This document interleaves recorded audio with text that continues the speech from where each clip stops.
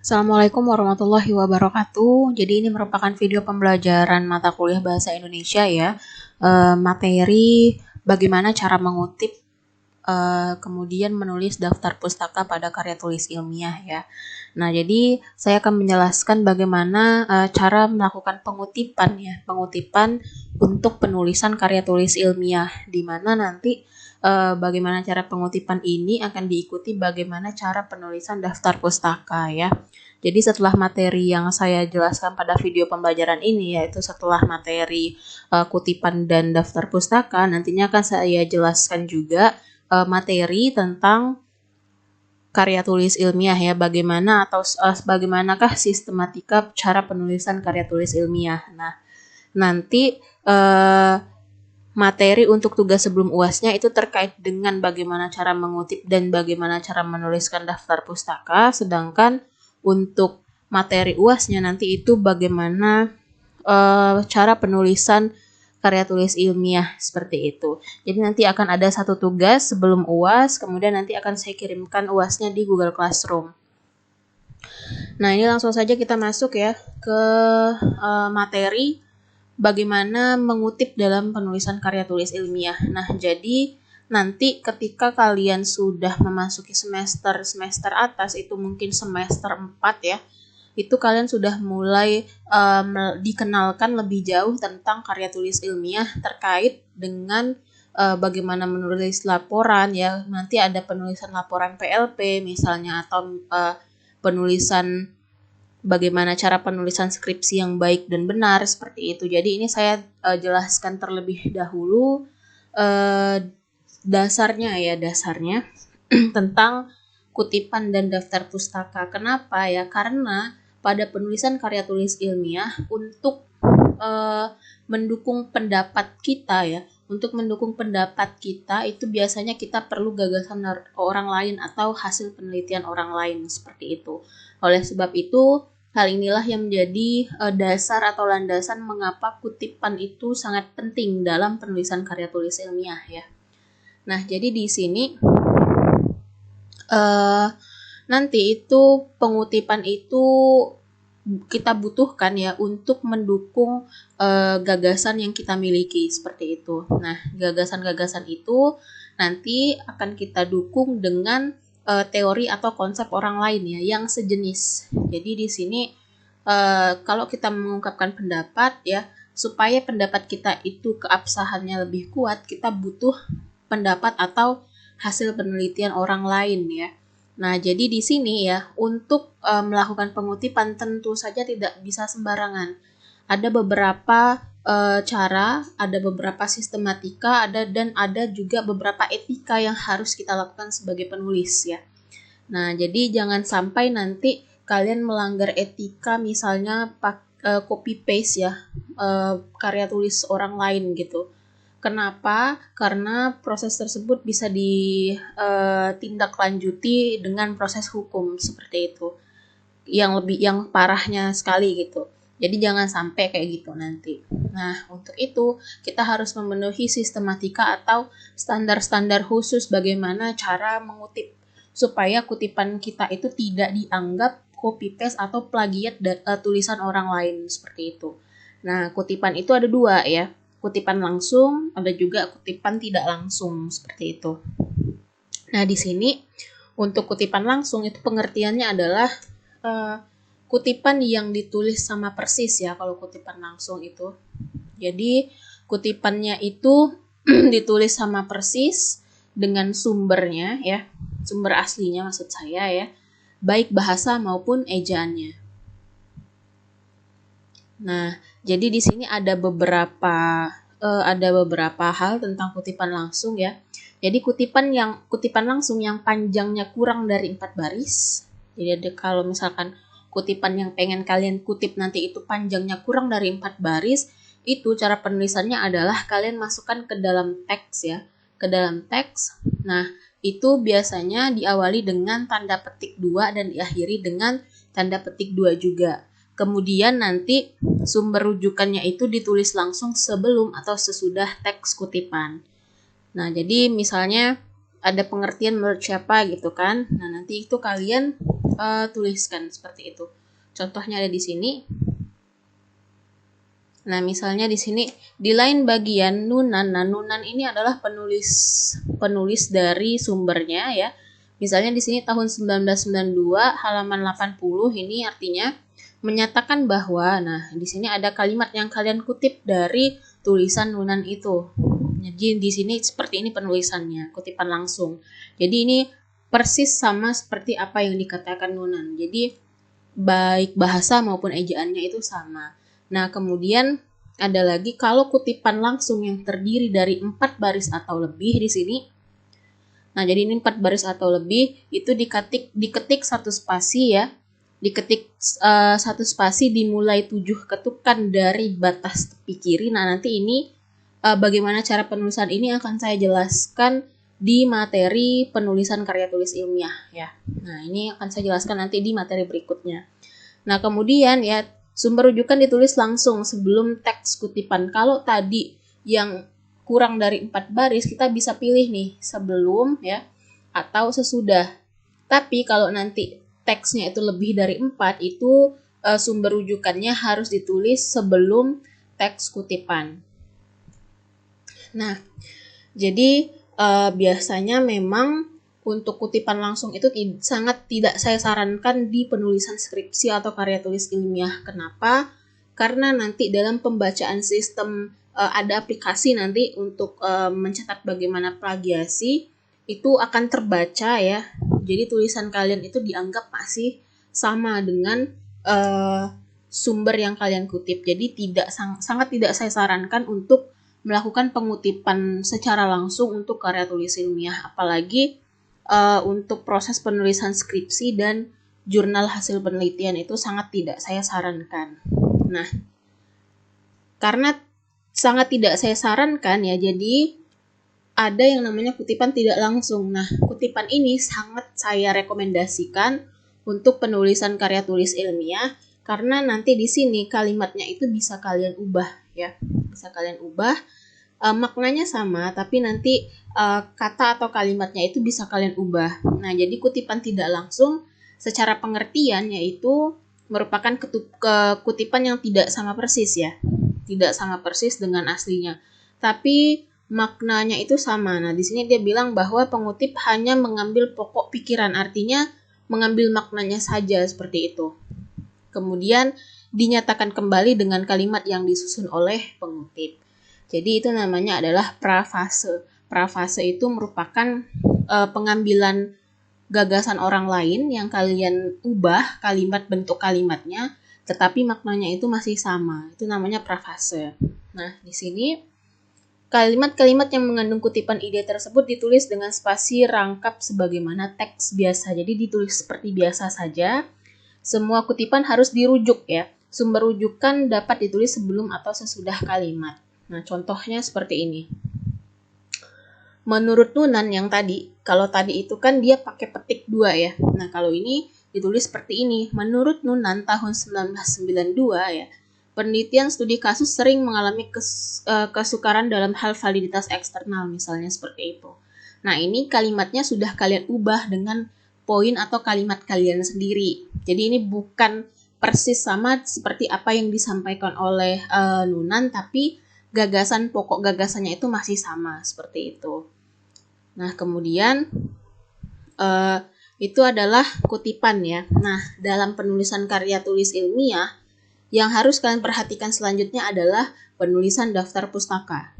Penulisan daftar pustaka atau daftar rujukan ini, kalau untuk karya tulis ilmiah yaitu yang boleh diizinkan untuk penulisan karya tulis ilmiah itu hanya berupa buku teks, jurnal penelitian, laporan penelitian, tugas akhir, atau terbitan karya ilmiah lainnya seperti itu. Jadi nanti dalam penulisan atau pengambilan sumber, kalian sangat tidak dibolehkan untuk mengambil sumber-sumber di blog-blog pribadi atau sumber-sumber yang tidak jelas bagaimana proses hasil penelitiannya.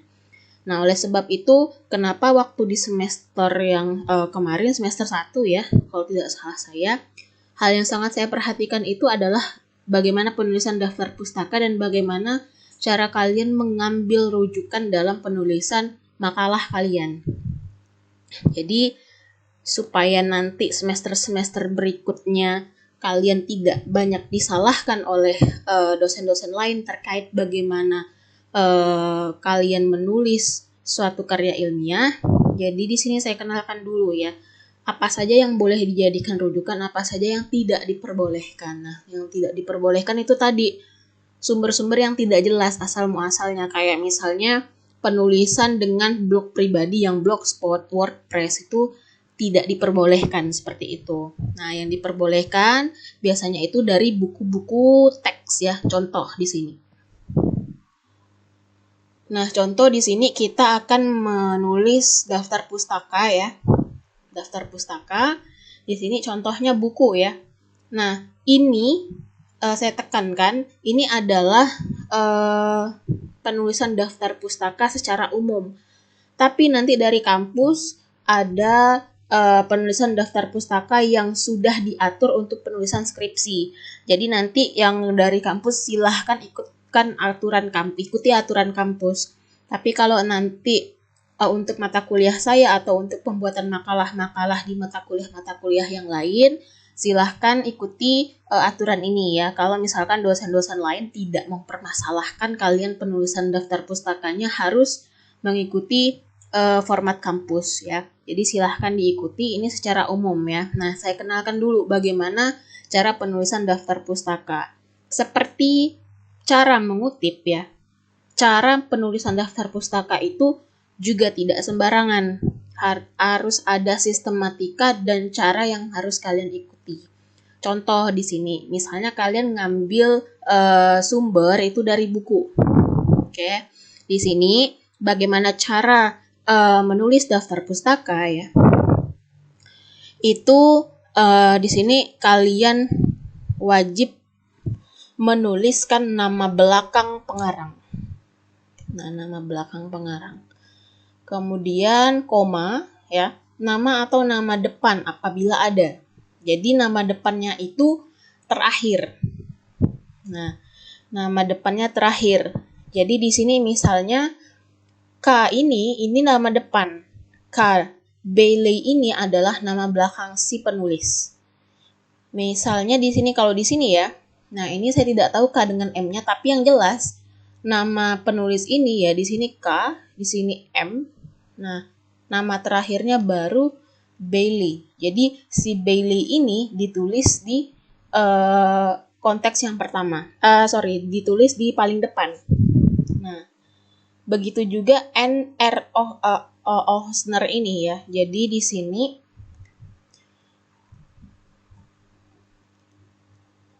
R. Ochsner ini dia ini penulis yang kedua itu mengikuti penulisan nama pengarang. Nah, ini bila pengarang lebih dari seorang, nama pengarang kedua dan seterusnya boleh tidak dibalik. Jadi ini nama asli. Tapi untuk nama pertama itu wajib dibalik ya. Wajib dibalik. Kemudian nanti setelah nama apa? Tahun terbit. Tahun terbit bukunya itu tahun berapa? Ya. Jadi nanti dikasih titik dulu seperti ini.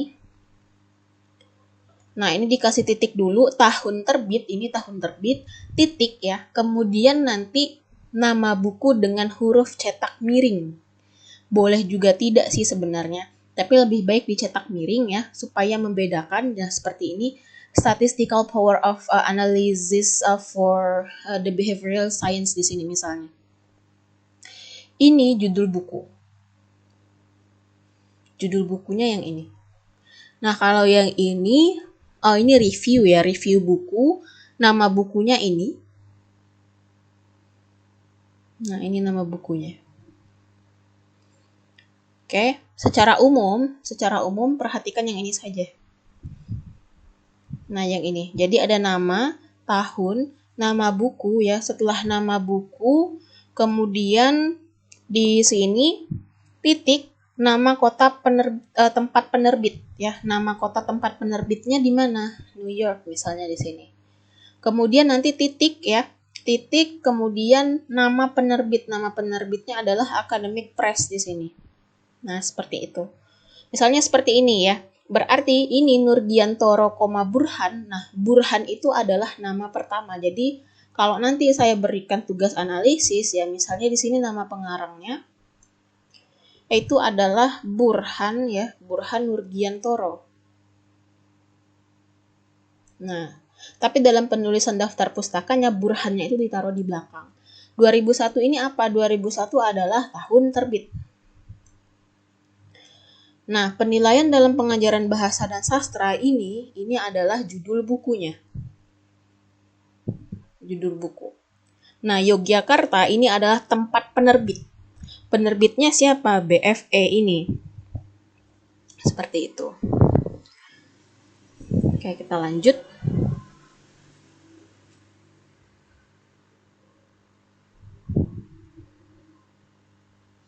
Nah, ini jurnal ya, jurnal dan terbitan karya ilmiah sejenis.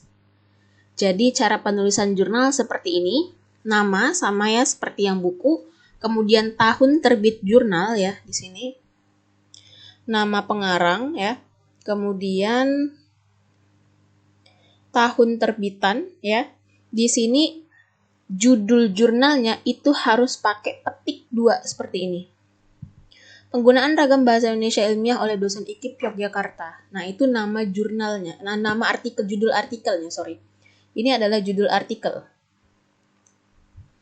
Jadi, dia ditulis dalam petik 2 dan tidak miring. Kalau tadi di buku kan judul bukunya itu harus miring seperti ini. Tapi kalau untuk jurnal, tidak ditulis miring, tapi ada tanda petik 2 di awal dan di akhir. Nah, kemudian di sini, jurnal kependidikan itu nama jurnal dia artikel ini terbit di jurnal, judulnya Jurnal Kependidikan. Jadi setelah judul artikel ya, nama jurnal ya di sini nama jurnal dengan cetak miring. Jadi di sini nama jurnal tempat artikel ini terbit itu harus ditulis miring. Oke. Kemudian di sini nanti nomor jurnal. Kemudian di sini ini biasanya kalau jurnal-jurnal di Indonesia ya seperti ini satu ini adalah nomor. Kemudian ini 24 ini adalah volume. Nah, nomor dan volume, halaman yang dikutip adalah halaman 85 sampai 100 atau halaman artikel ini 85 sampai 100. Halaman artikel ya, halaman artikel. Contoh lagi di sini. Nah, di sini ada Herawati E.N. Jadi di sini namanya adalah E ya, N. Kemudian Herawati namanya.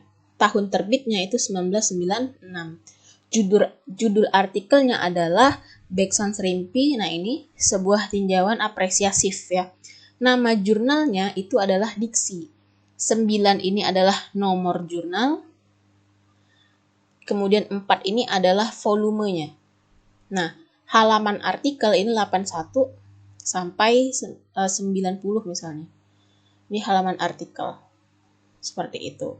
Itu untuk jurnal dan terbitan karya ilmiah sejenis. Jadi biasanya perbedaannya di situ. Kalau misalkan buku di sini nanti itu ada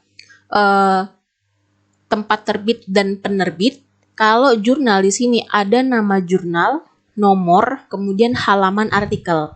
Itu bagaimana cara membedakan penulisan daftar pustaka untuk jurnal dan buku. Nah, kemudian ada juga karya ilmiah yang tidak diterbitkan. Biasanya ini berbentuk skripsi, tesis, disertasi. Nah, cara penulisannya seperti ini. Sama ya.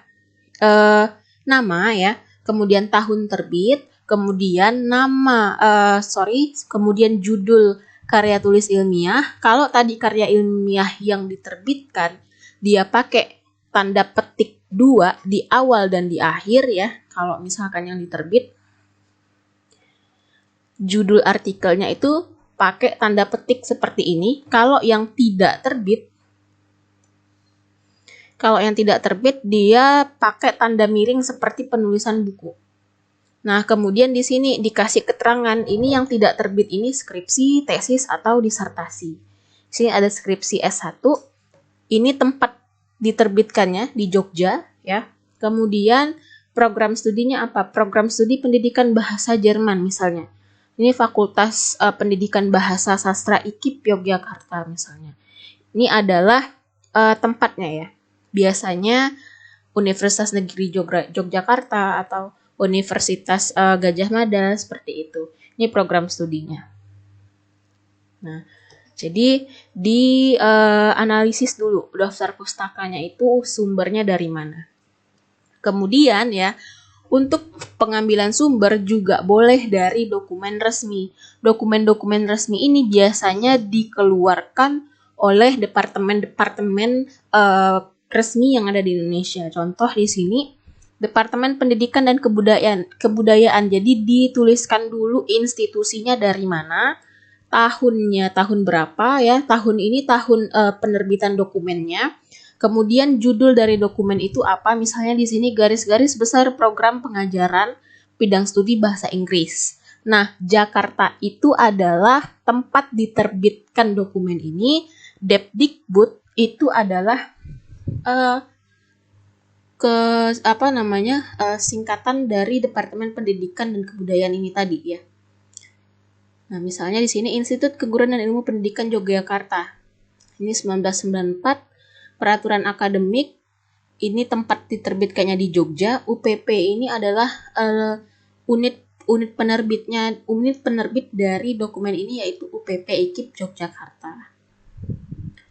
Nah, kalau nanti di sumber yang kalian lihat itu ada tanda garis seperti ini tandanya apa? Ini tandanya adalah penulisnya itu sama. Jadi kalau ada underscore seperti ini atau tanda garis di bawah seperti ini, artinya penulisnya sama-sama Elis di sini.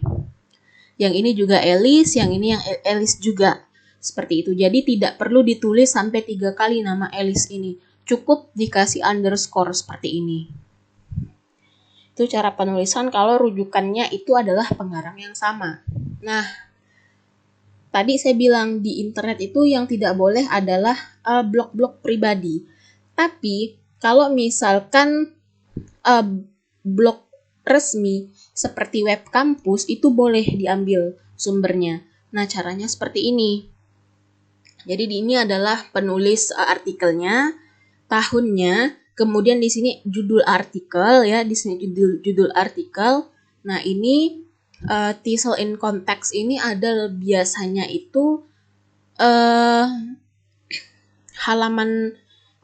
di sini title in context itu biasanya judul bagian dari web itu di bagian title seperti itu. Ini 1, 10 sampai 14. Tapi yang paling utama di sini yang harus saya tekankan adalah kalau kalian ngambil sumber dari internet, pastikan ada nama penulis, tahun, judul artikel yang ini. Kemudian di sini pastikan webnya juga ada. Nah, ini 080404 ini adalah kapan kalian mengakses web tersebut. Nah, jadi itu yang paling penting. Jadi nama, tahun, judul artikelnya apa, webnya itu apa, kemudian kapan kalian mengaksesnya. Itu yang penting ya.